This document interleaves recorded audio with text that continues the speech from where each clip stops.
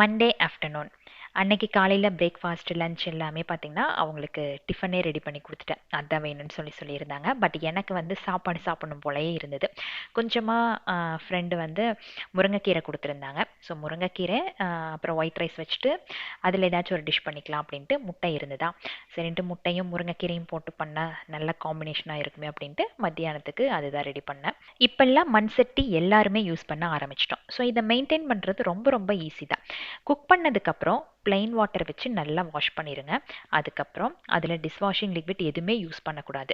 1 table spoon அளவுக்கு அரிசி மாவு, கொஞ்சமாக வந்து சால்ட் ஆட் பண்ணிவிட்டு ஸ்க்ரப்பு போட்டு தேய்க்காமல் ஸ்பாஞ்ச்லேயே நல்லா அதை கழுவி எடுத்துருங்க. இப்போ மண் சட்டியை அடுப்பில் வச்சுட்டு கொஞ்சமாக தண்ணி, ஹாஃப் ஸ்லைஸ் லெமன் ஆட் பண்ணிவிட்டு நல்லா கொதிச்சதுக்கப்புறம் plain வாட்டர் வச்சு வாஷ் பண்ணிட்டீங்க அப்படின்னா அதில் இருக்கிற ஆயில், நான்வெஜ் ஸ்மெல் எல்லாம் சுத்தமாக போயிடும். அப்புறம் நல்லா சன்ட்ரை பண்ணி எடுத்து வச்சுருங்க. அவ்வளோதான்.